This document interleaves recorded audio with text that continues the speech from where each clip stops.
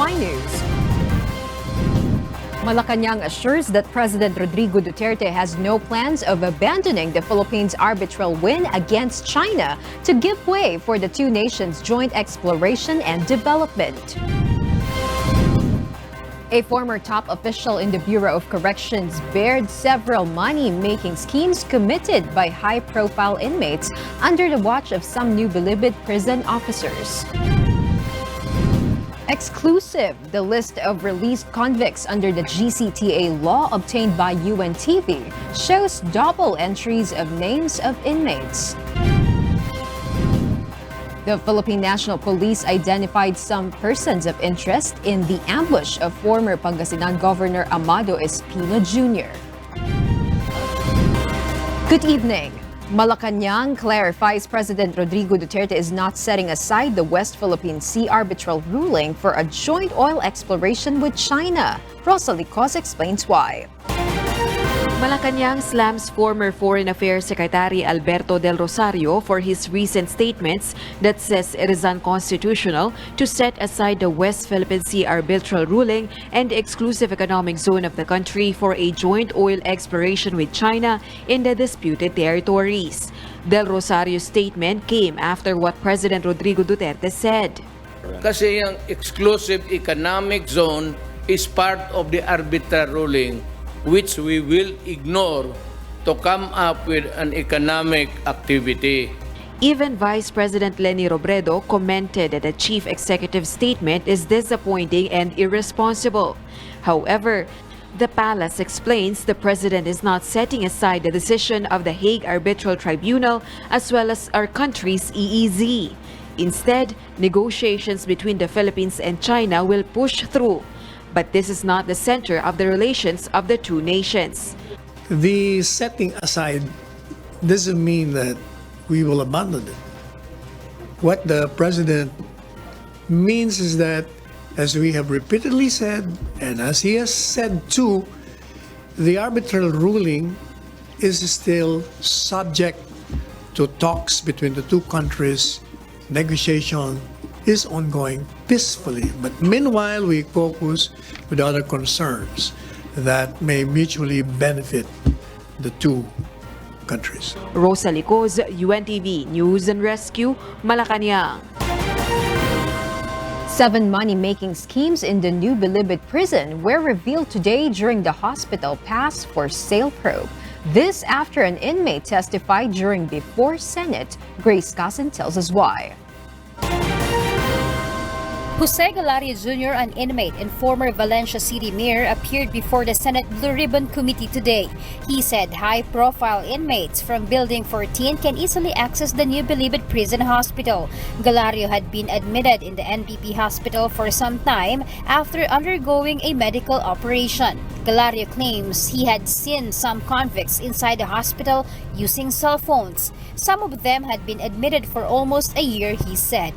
Ang transaction, Your Honor, sa labas yung drugs galing, yung instruction sa mga financer doon sa loob mismo ng Bucor, sa hospital, Ward 3, yung naabutan ko.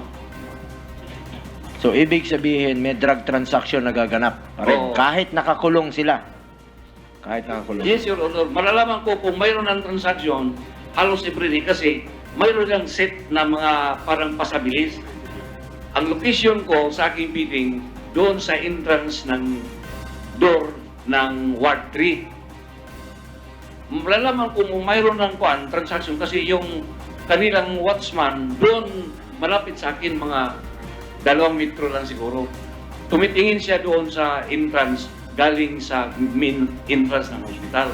Galario said a medical officer in the NBP hospital, Dr. Orsiso Senas, has been regularly checking conditions of inmate. He added he even gave a total of 8,000 pesos to Dr. Senas for the fast release of his medical documents. Sa February, bumiga na ako ng 1,000. Parang nasanay na ba? Magsasil sa ko, para ano ito? Para ano ito? Alam ko na ito nga, tatanggapin mo yun. So, kukunin niya, ilagay sa kanyang drawer. Kasi kung hindi pa siya kurap, Dr. Sinas, hindi niya tanggapin yun. Ang last na nabigay ako ng pera kanya na 1,000 was May. And after that, I did not came to him anymore.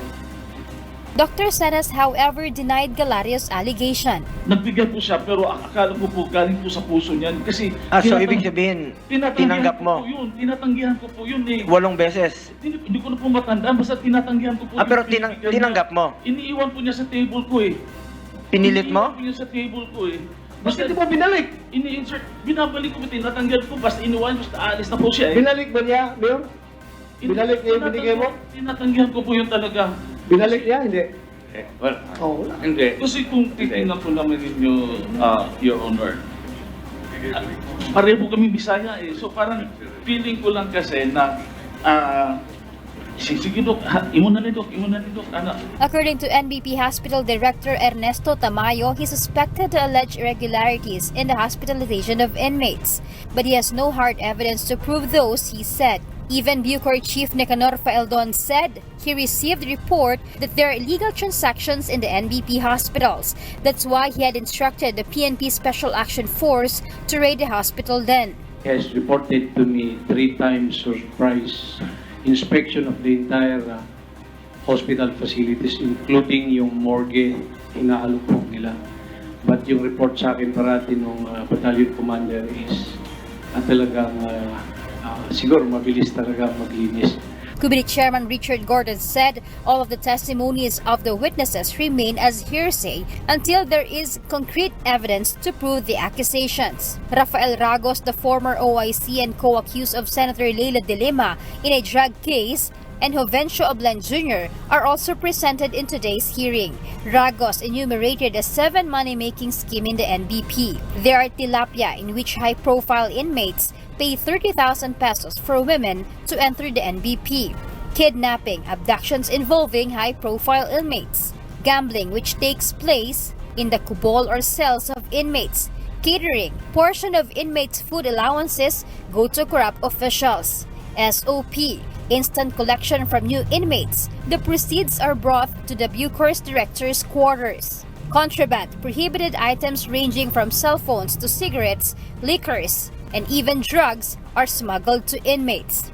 And special requests were parties and favors, including allowing women from abroad to stay a few days. Senas, Bucor Legal Chief Frederick Santos and Bucor Document Chief Ramoncito Roque were cited for contempt by senators after they were found lying repeatedly during the hearing. The committee invites some NBP hospital employees to testify at the next hearing on September 19. Grace Casin, UNTV News and Rescue, Senate of the Philippines.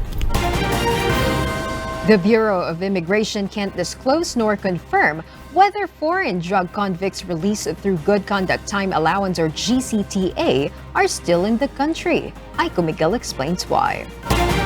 The Bureau of Immigration or BI are in the process of examining the details of foreign convicts freed through GCTA. They are doing this before submitting a final report on the whereabouts of these foreign nationals, including several Chinese drug lords. Based on the list exclusively obtained by UNTV, 17 of the almost 2,000 convicts freed through GCTA are foreign nationals charged with drug trafficking. Meanwhile, 5 buses loaded with foreign nationals were parked in front of the BI office in Intramuros, Manila this morning. The Bureau has refused to give a statement why the foreigners had been arrested. But based on information from UNTV sources, they are considered fugitives, so they had been arrested. More than 200 of them are Chinese nationals who have expired passports and documents while staying and working in the country, according to a source. Aiko Miguel, UNTV News and Rescue, Manila. Former Department of the Interior and Local Government Secretary Mar Rojas argues that the controversial release of heinous crime convicts should not be blamed on the implementing rules and regulations of the Good Conduct Time Allowance law. Joan Nano tells us why. Former DILG Secretary Mar Rojas and Senator Leila de Lima are among those who drafted the GCTA law's implementing rules and regulations, or IRR. The Ombudsman has ordered the two to explain their failure to clarify why heinous crime convicts should be exempt from the GCTA law. In a tweet, Rojas says the failure in the implementation of the GCTA must not be blamed on the IRR and its authors. However, he says he's ready to face the ombudsman's probe. Meanwhile, Senator Leila de Lima has expressed her doubts as their names are being linked in the controversy. She claims the two of them has nothing to do with the issue. For the lady senator, it is more reasonable to question if the officials of the Bureau of Corrections follow the basis for who should be released because of good conduct. De Lima and Rojas are given 3 days to respond to the ombudsman's order. The ombudsman has opened a fact-finding investigation into the irregularities in the implementation of the GCTA law. Joanano, UNTV News and Rescue, Quezon City. The Bureau of Corrections list of convicts released through GCTA that has been exclusively obtained by UNTV has a certified true copy stamp. It also bears the signature of Bucor's Chief of Documents section of that, but it is noticeable that there are double entries. Leia Ilagan has more details, exclusive.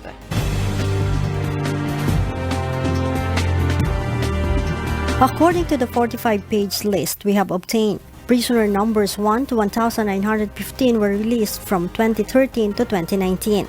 But if the names on the list is read one by one, double entries of several convicts' names can be discovered. 4 surnames on the list with double entries are Miraples, Pabor, Velasco, and Tordesillas. They have the same details from names, prisoner number, case, and address. When examined even more closely, 10 persons on the list have the same names, prisoner number, and address, but with different cases. While one of the released inmates enlisted under the same name and address, but with 2 different prisoner numbers and different cases. On the other hand, these entries have the same name and case, but with different prisoner numbers and addresses. These are only a few of the errors and double entries found on the list of freed convicts. To sum it up, there are only 1,900 names and not 1,915 because of double entries. Meanwhile, on a different list Senate has submitted by Bucor, a certain Janet Napoles with a rape case is one of the beneficiaries of GCTA. The Department of Justice demand an explanation from Bucor. Leia Ilagan, UNTV, News and Rescue, Quezon City. President Rodrigo Duterte has not yet announced who will replace dismissed Bureau of Corrections Chief Nicanor Paeldon. Senator Bongo, the president's former top aide, said he has recommended to the president to appoint a killer in the Bucor because of the controversies and anomalies hounding the Bureau. But according to the palace, there are only 2 qualities the president is looking for in the next Bucor chief. The president has only 2 qualifications: honesty and competence. Persons deprived of liberty or people behind bars have rights too, and part of their rights is healthcare. Let's find out some challenges faced inside jail facilities when it comes to inmates' health. Let's watch this. The Bureau of Jail Management and Penology, or BJMP, admits it's not enough, but they manage with a 70 peso per day food allowance for every person deprived of liberty. Almost 134,000 are detained inside the BJMP facilities while the trial of their cases continue. The Cebu City Jail has the most population with more than 5,000. Yung ating mga pagkain na sinaserve sa PDL, dumadaan ito sa Regional Mess Council. Sila yung nagmamonitor doon sa mga daily menus natin para ma-check natin kung ito ba ay nutritious, palatable. And of course, nandyan din, meron tayong mga technical resource persons, meron tayong mga nutritionists and dietitian personnel. The national congestion rate in their facilities decreased to 391% this year from the 612% in 2017. The government has allotted 6.8 billion pesos for the construction of new facilities. But even if there are PDLs who are freed or relocated, illnesses and diseases are inevitable inside prison cells. These include cough, colds, and skin diseases. Nakamonitor naman yung ating mga health personnel dun sa mga PDL natin, lalo na yung may mga complaints. In advance naman, meron tayong mga stock ng gamot. No? Pregnant women and the elderly remain the top priority inside jails when it comes to health care. Maya Bermudez, UNTV, News and Rescue, Quezon City. Welcome back to Y News. We pick up to where Alex Baltazar left off. I am William Theo, and here are the headlines. The Philippine National Police, the organized group behind the ambush of former Pangasinan Governor Amado Espino Jr. The Armed Forces of the Philippines prepare for possible retaliation of the Abu Sayyaf following the death of the group's key member in an encounter in Sulu. The National Food Authority to flood the local market with 3.6 million bags of imported rice to curb rising prices of commercial rice. Find out why Manila City Mayor Isko Moreno Domagoso is popular as a government official. And the Coalition of Services of the Elderly will use Wish 1075's 100,000 peso donation to renovate an elderly group home in Bulacan. Good evening. The Philippine National Police have identified some persons of interest in the ambush of former Pangasinan Governor and Congressman Amado Espino Jr. Police described the moment of the suspects group as huge and organized. Vincent Arboleda tells us why. Police recovered last night a red Hyundai Elantra in Barangay Cobol, San Carlos, Pangasinan, believed to have been used by the suspects that shot Espino and his 5 bodyguards. 2 M16 baby Armalite, 1 M16 standard Armalite, 9 magazines and ammunition were recovered from the vehicle. A bluish-silver Ford Everest with conduction sticker COL613 that contained a fragmentation hand grenade, 2 M14 rifles and 4 magazines, 1 M16 rifle Hydromatic, and 1 baby Armalite and 3 magazines were found abandoned in Barangay Pasima, Malisiki. Authorities are now looking for a black Toyota Wigo as seen on CCTV footage with the 2 vehicles.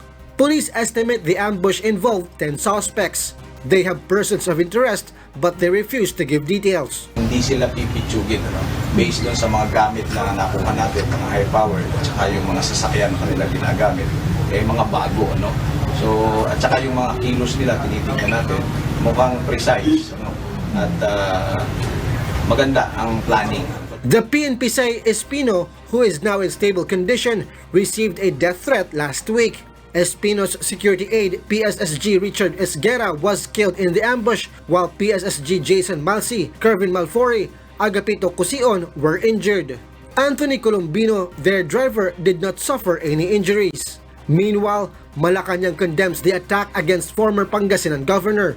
According to presidential spokesperson Salvador Panelo, the report has already reached the office of President Rodrigo Duterte. The official ensures the PNP are on top of the situation and will spare no effort to find those behind the crime. Well, we certainly condemn that kind of ambush. It's a dastardly act against a citizen of this country, and we will not allow criminal acts perpetrated by these transgressors of law. We will investigate the case thoroughly. PNP is in fact doing that, and we will prosecute those who are behind the attempt at the life of the former governor, Congressman Espino, as well as the death of one of his security men. Vincent Arboleda, UNTV News and Rescue.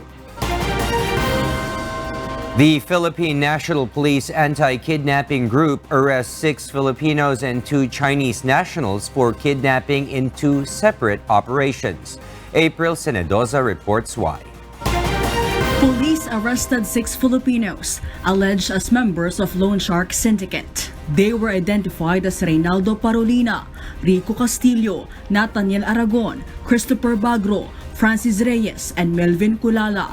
Victim Santos shared the suspects had given him 2 million pesos for their investment deal for a supposed cigarette business.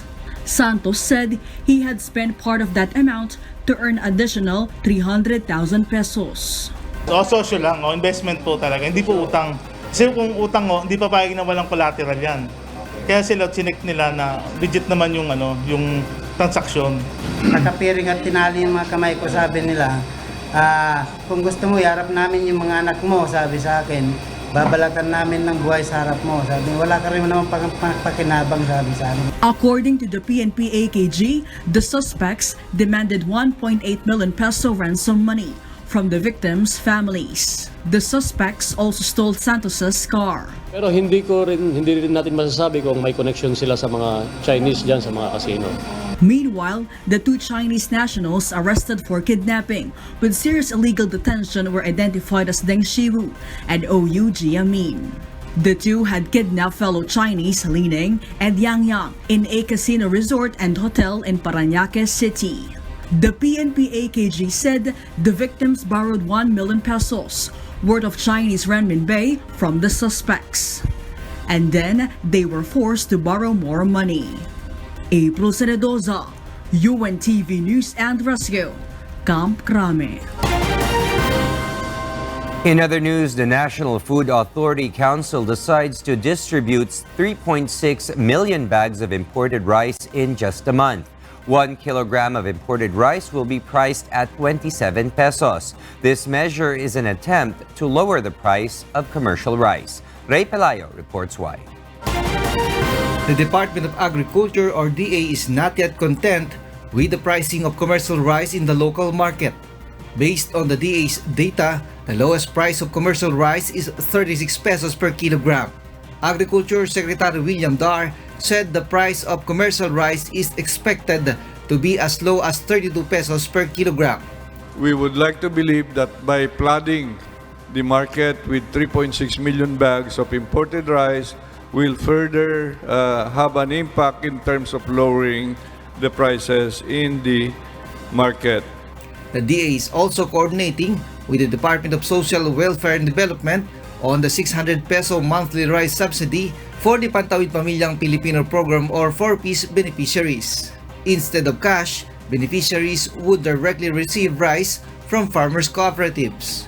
He adds this will help a lot because the rice allowance in the 2020 budget is 28 billion pesos. Meanwhile, the NFA has raised the palay support price to 19 pesos per kilogram from the previous 17 pesos. But the 3.70 pesos per kilogram incentive has been removed. Despite this, Secretary Dar said that the farmers' income will increase by 8,000 pesos per hectare. Ray Pelayo, UNTV, News and Rescue, Quezon City. In other news, some senators questioned the status of the quality of education in the country during today's budget hearing. DepEd Secretary Leonor Briones responded, the shortage of public school teachers remains as a big challenge, and this program may affect the quality of education in the Philippines. Nel Maribojo details why. The proposed budget of the Department of Education for 2020 is about more than 551 billion pesos. This is higher than their 2019 budget. DepEd defends they need more public school teachers to accommodate students and to improve the quality of education. Definitely, size matters. The size of Finland, the size of Singapore, the size of the Philippines, 27 million learners, 900,000 teachers. DepEd also considers early pregnancy among students as a serious problem as this may cause a pregnant student to stop attending school. The Commission on Population has reported the teenage pregnancy rate in the country remains high. Based on data, around 196,000 Filipinos between 15 and 19 years old get pregnant every year. Ang instruction kasi ng President is starting from age 9, umpisahan ang pagturo ng reproductive health. So we're taking it very seriously and we work closely with the Department of Health. Nel Maribojo, UNTV News and Rescue, Pasay City. All government agencies are required to submit their Citizens Charter to the Anti-Red Tape Authority by December 6. This is in line with the President's directive to make all government transactions efficient and accessible to the public. Harleen Delgado explains why. Government agencies still have almost 3 months to submit their Citizens Charter to the Anti-Red Tape Authority or ARTA. According to ARTA Director General Jeremiah Belhica, the new charter should reflect the streamlined and rationalized processes of agencies. Minsan, si Mr. Head of the agency, nagising lang isang araw, naisip na dagdagan ko kaya ang requirements, dagdagan ko kaya ang fees.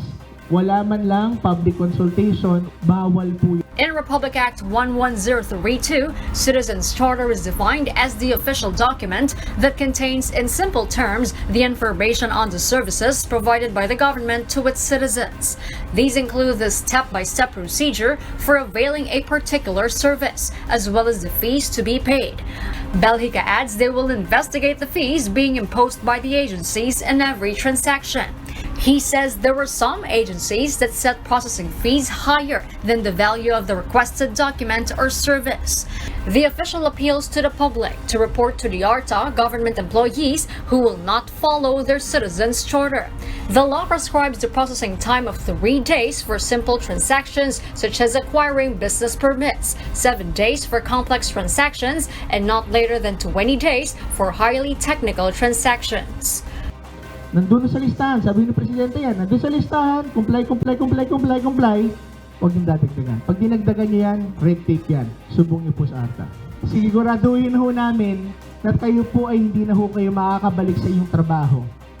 Harleen Delgado, UNTV News and Rescue, Manila. The Sexual Orientation, Gender Identity and Expression Equality Bill, or SOGI bill, has gained so many reactions, both for and against. Why has it become so controversial? Let's find out why as Mon Hokson reports. Some oppose it and some agrees. This is the Sexual Orientation, Gender Identity and Expression Equality, or SOGI bill. Currently, there are 2 versions of the said proposed law. The Senate Bill 159, or the Anti-Discrimination Act in the Senate, and the House Bill 258, or the SOGI Equality Act in the lower house. The 2 versions of the bill is the same in defining sexual orientation but have little differences. In the version of Senator Risa Ontiveros, he divides sexual orientation into 3: homosexual, bisexual, and heterosexual. But in the version of Bayan Muna in the Congress, they added a sexual orientation, or the person who lacks attraction to anyone. On the issue of gender, they divide it into 2: expression and identity. According to Senate Bill 159, gender expression is based on the outward manifestation of a person, while the House Bill 258 defines it as the way a person communicates to others through behavior, clothing, hairstyles, communication or speech pattern, or body characteristics. When it comes to gender identity, the Senate and the Congress defines it as masculine and feminine. If a person will not fit on this classification, they will be called transgender. Recently, President Rodrigo Duterte said that he will certify the bill as urgent. Will you certify for the SOGI bill as urgent? Yes. Whatever would make the mechanisms of what would make them happy. All right, sir. Gusto ko kay Senator Enrile, gusto ko happy siya. But presidential spokesperson Salvador Panelo clarified that the president is referring to an anti-discrimination bill and not the SOGI bill itself. The proposed law gained different reaction from the public and well-known personalities as well. Ang bakla, kaya anong gawin nyo?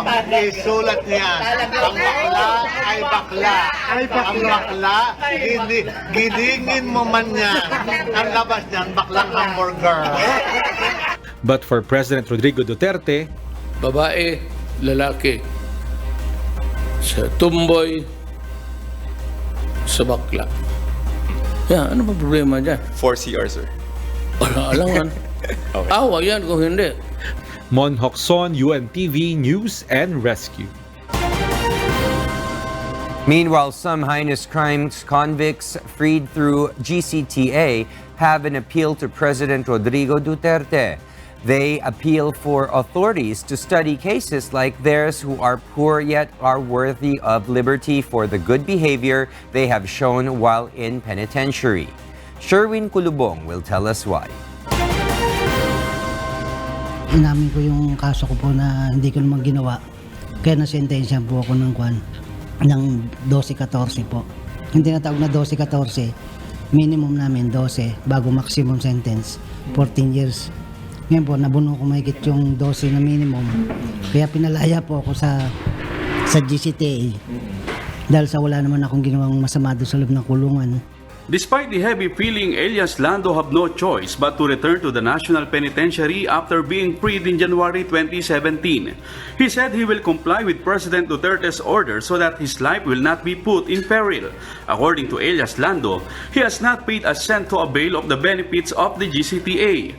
Now that the GCTA is facing controversies, Lando appeals to the President to show mercy to those like him who are poor and caught in the middle of the issue so he could return to his loved ones.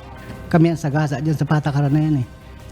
Okay lang yung mga mayayaman, alam nila yung kanilang karapatan, may pang-attorney sila. Pero kami mahihirap. Yun ang mahirap, talagang dadanas ka ng hirap. Napakahirap ipaliwanag ang kalagayan ng mahirap. Dapat alam din ni Presidente yung damdamin ng mga mahirap talaga. Sana maawa siya dun sa mga taong gusto talagang magbagong buhay. Elias Berhel, who was freed through GCTA in 2017, have also surrendered. He was sentenced for a homicide case.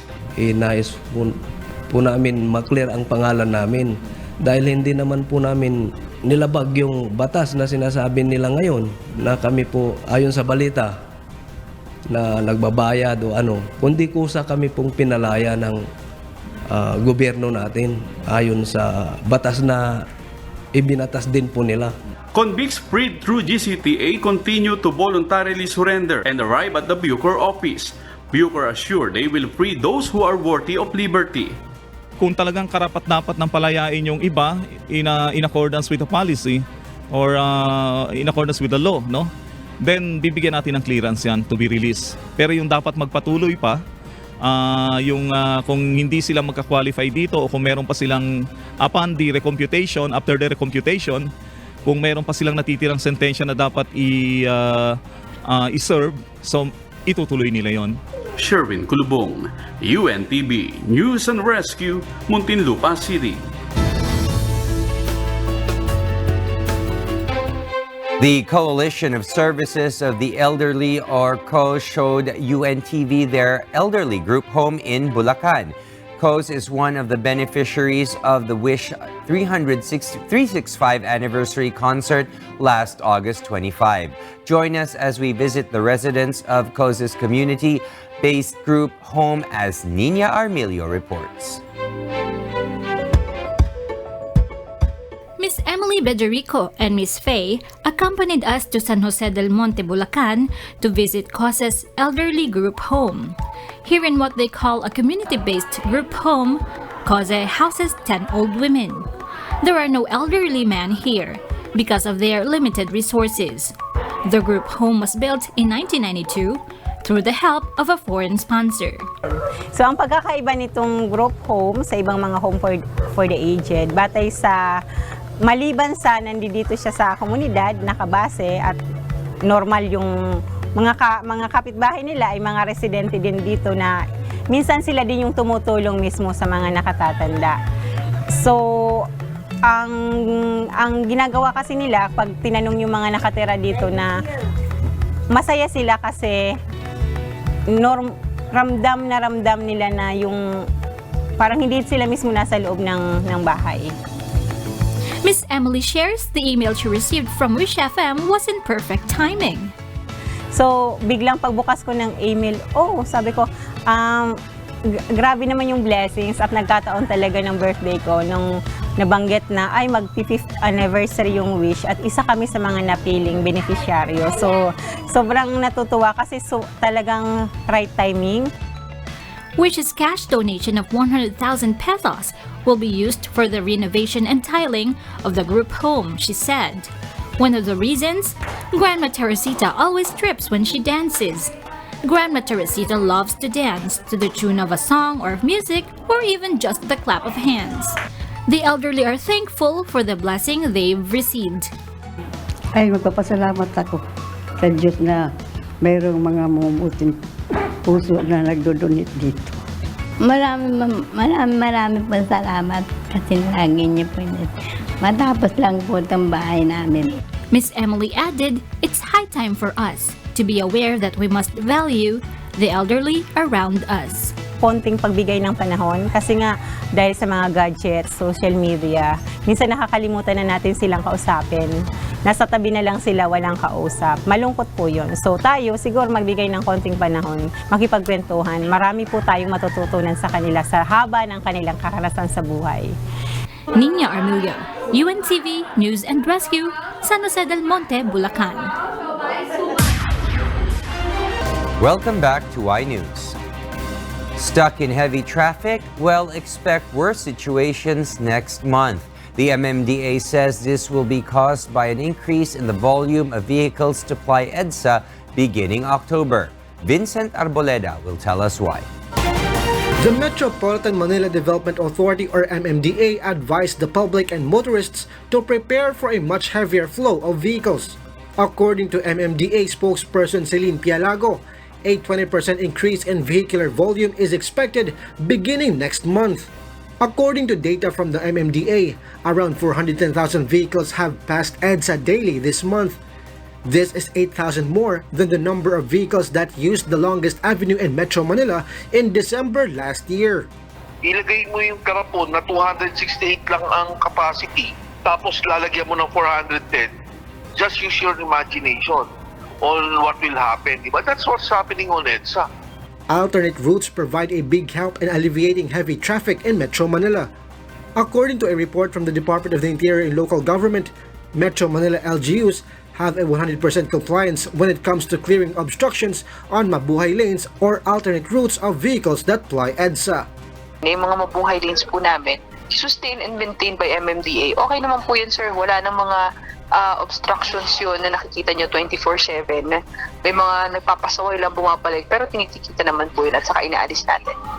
17 days remain in the 60-day clearing operations for Metro Manila local governments. Vincent Arboleda, UNTV News and Rescue, Caloocan City. Meanwhile, Manila City residents just admire their chief executive, Mayor Isko Moreno, since the first day he took oath to serve them.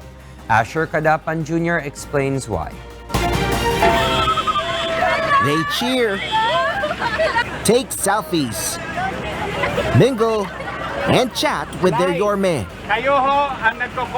This is how his constituents welcome and respect him as their chief servant in the city. Mayor Isko Moreno has been seen making inspections daily and nightly. Even during these times, he stops just to accommodate people who want to take pictures with him. Na-amaze lang kami sa kanyang personality at saka kanyang mga nagawa dito sa Manila Park. Okay. Sa buong Maynila. Iba kasi yung willpower niya ni Isko. Nakita ko yung sincerity niya na baguhin yung mukha ng Maynila. So I'm very happy na meron kaming ganyan mayor. According to a political analyst, Mayor Isko is looked up to because of his performance, not to mention his being an actor. Ramon Casiple adds that showing what he does through social media greatly affects his popularity as a government official. Ngayon, yung mga tao, dahil because of the performance and because of the drama, nagigiliw sa kanya. Lalo pa kung ma-fulfill kanyang requirements ng mayor. Yung paglilinis sa limaw ng kalye, tuwang-tuwang mga taga-Manila dyan. Kasi sila lang palagi tinatamaan eh. But for Mayor Isko, whatever the reason for the rising popularity is, he is just thankful to the Manileños. Thank you naman sa appreciation nila. Napapasalamat. Kaya lang, siyempre, mas magandang ituro natin yung tama sa oras na hindi nila inaasahan. Asher Cadapan Jr., UNTV News and Rescue, City of Manila. And for the news abroad, here's Kath Dumaraos reporting live from Bangkok, Thailand. Kath, good evening. Good evening, William. U.S. President Donald Trump will delay a planned tariff hike on $250 billion of Chinese goods as a gesture of goodwill. Trump said a 5% increase to duties scheduled for 1st of October will be postponed for 2 weeks. He said the delay had been requested by China and also follows a move by Beijing to scrap some U.S. tariffs. It comes as the two sides prepare to hold fresh talks aimed at resolving their long-running trade dispute. Last month, the U.S. said it would increase the tariff rates on all Chinese goods, which included raising a 25% tax on $250 billion of Chinese imports to 30%. The U.S. Supreme Court has given the go-ahead to Trump administration plans that severely limit the ability of migrants to claim asylum. Under the rule, people arriving via a third country must claim asylum there first before arriving at the U.S. border. Aaron Romero details why.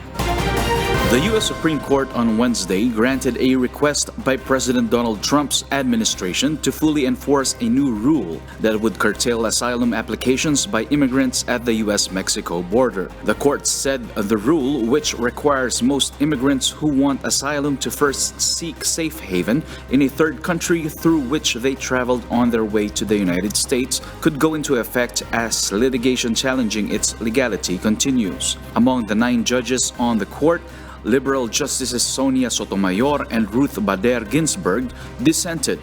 In her dissent, Sotomayor said that the government's rule may be in significant tension with the asylum statute. The court's ruling handed a victory to Trump at a time when much of his immigration agenda had been struck down by lower courts. The Trump administration unveiled the new asylum policy in July, but it was almost immediately blocked from taking effect by a lower court ruling by a judge in San Francisco. The rule would block nearly all families and individuals from countries like El Salvador, Honduras, and Guatemala from entering the United States as asylum seekers after crossing through Mexico. The rule would keep asylum protections from Mexican citizens. The American Civil Liberties Union and others who challenged the administration's policy in federal courts said it violates U.S. immigration law and accused the administration of failing to follow the correct legal process in issuing the rule. Aaron Romero, UNTV News and Rescue, USA.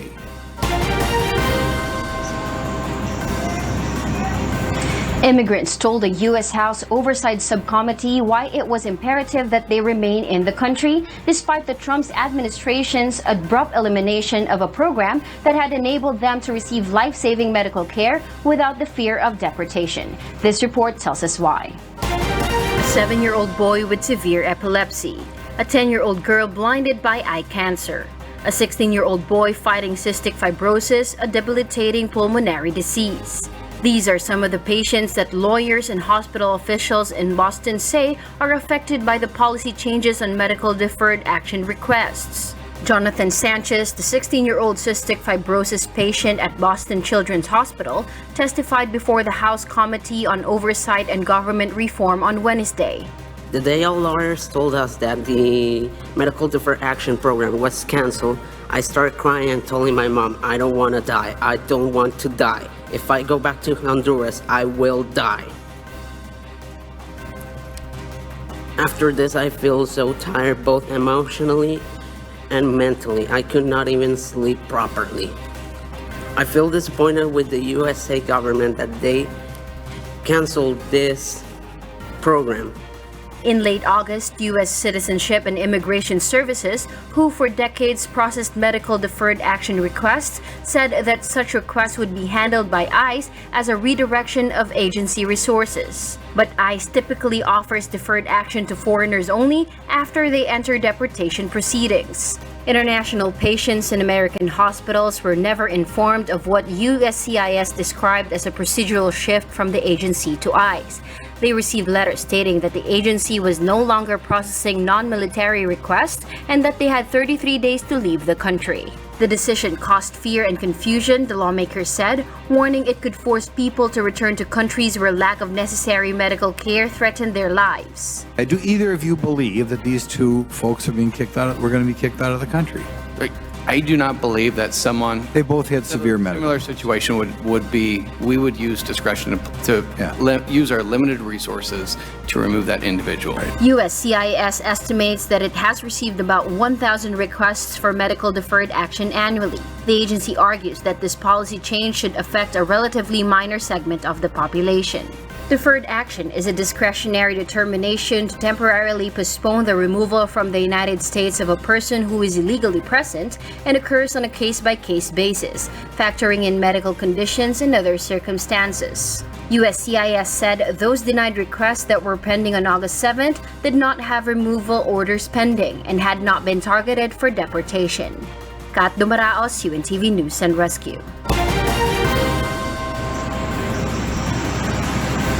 A Chinese woman has been found guilty of trespassing at President Donald Trump's Mar-a-Lago club in Florida and of lying to a federal agent. Yujing Zhang, 33, was arrested in March and was found carrying several electronic devices. She faces up to 6 years in prison, where she is sentenced in November. Zhang, who acted as her own lawyer, maintained her innocence during her closing arguments, telling the court she did nothing wrong. Scientists say a giant floating raft of pumice about the size of Manhattan may help restore parts of the ailing Great Barrier Reef. The giant pumice is heading towards Australia. It came from an underwater volcano eruption. Stephanie Z has this report. As an Australian couple sailed through the South Pacific earlier this year, they encountered this giant floating raft. As far as I could see, the sea had turned to this field of stone. That stone is pumice from an underwater volcano that erupted near North Tonga. It initially formed a floating raft spanning 150 square kilometers. That's roughly the size of 20,000 football fields. If we were standing on the beach, for example, looking at this pumice, it would go to the horizon. Brian and Fletcher are studying the raft and tracking its journey on a course for Australia's northeastern coast. The pumice poses no threat to people or the coastline here. Quite the opposite, in fact. Researchers believe the billions of pieces of pumice that will survive this journey will make their way to the Great Barrier Reef, each piece serving as a vehicle for organisms to hitch a ride. Just last month, Australia's government downgraded the health of the Great Barrier Reef, which has lost half of its coral. This reef has suffered 6 cyclones, 2 major coral bleaching events, and various attacks by the predator crown of thorn starfish in the last few years. Brian said some of the pumice will be carrying pieces of new coral. Bringing billions and millions of individuals in at once to be able to find a new home, add to the existing populations that are here that have suffered over the last few years through bleaching, cyclones in particular, just giving that extra boost of new numbers to help replenish and restore the reef. The pumice raft continues to break up, which increases its chances of being dispersed along the Great Barrier Reef when it arrives next year.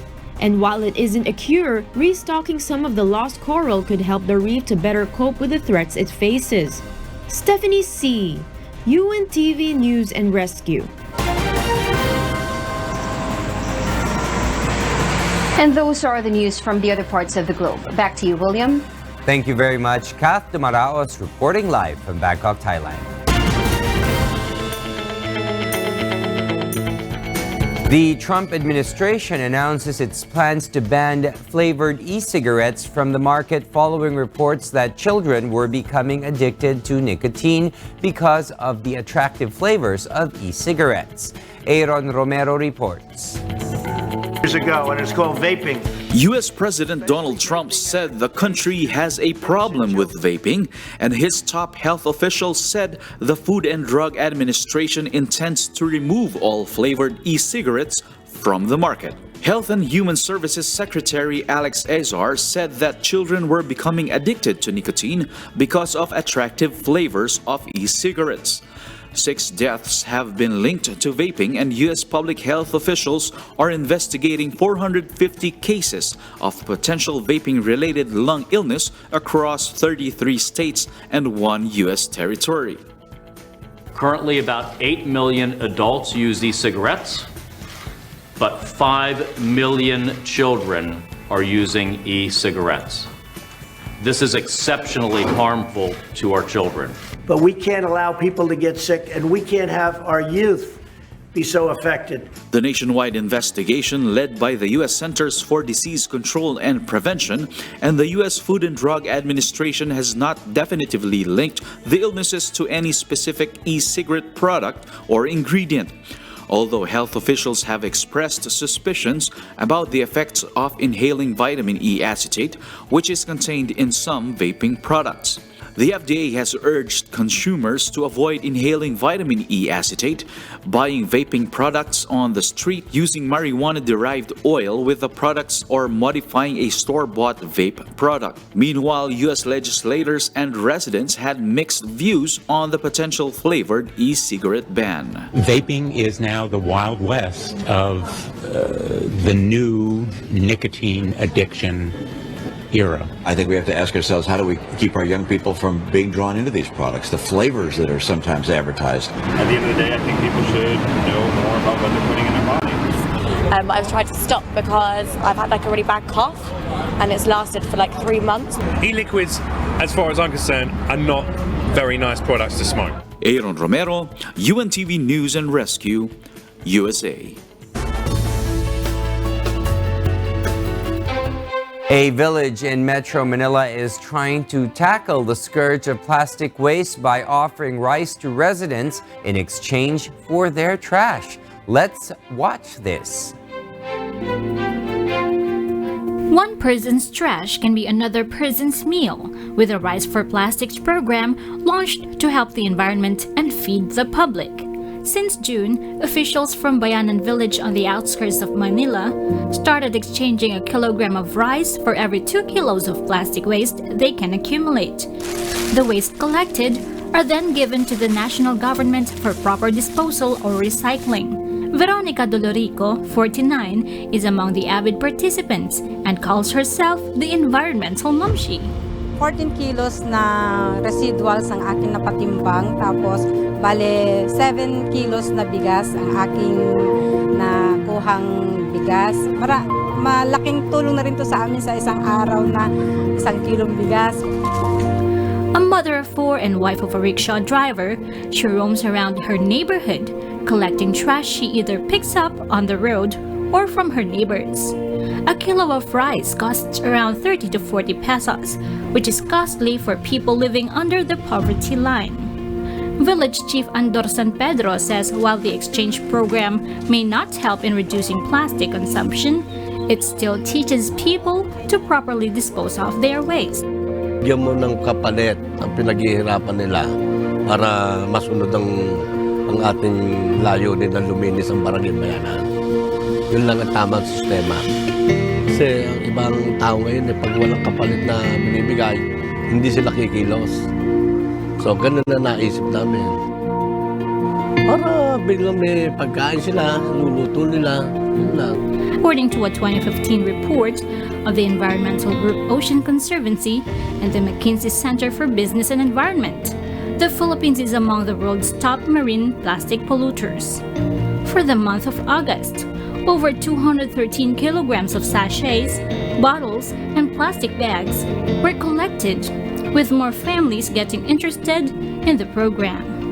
Nina Armilio, UNTV News and Rescue, Philippines. And those are the reasons behind the news this September 12, 2019. On behalf of Alex Baltazar, I am William Theo, and before we close, we will recap with today's significant soundbites. Because we need to know, we will always ask why. Good evening. Sa February, bumiga ng tulong 1,000. Parang nasanay na ba? Kukunin niya, ilagay sa kanyang drawer. Kasi kung hindi pa siya kurap, ni Dr. Sina, sino yung tanggapin yun? Nagbigay po siya, pero akala mo po galing po sa puso niyan. The setting aside doesn't mean that we will abandon it. What the president means is that, as we have repeatedly said, and as he has said too, the arbitral ruling is still subject to talks between the two countries. Negotiation is ongoing peacefully, but meanwhile we focus with other concerns that may mutually benefit the two countries. Hindi sila pipitsugin, based doon sa mga gamit na nakuha natin, mga high power, at saka yung mga sasakyan na kanilang ginagamit, mga bago, So, at saka yung mga kilos nila, tinitingnan natin, mukhang precise, at maganda ang planning. Considering that this past months ago ay nakaka-receive na po tayo ng mga informations na magsasagawa nga sila ng pag-atake sa ating mga government forces at the same time sa mga matataong lugar.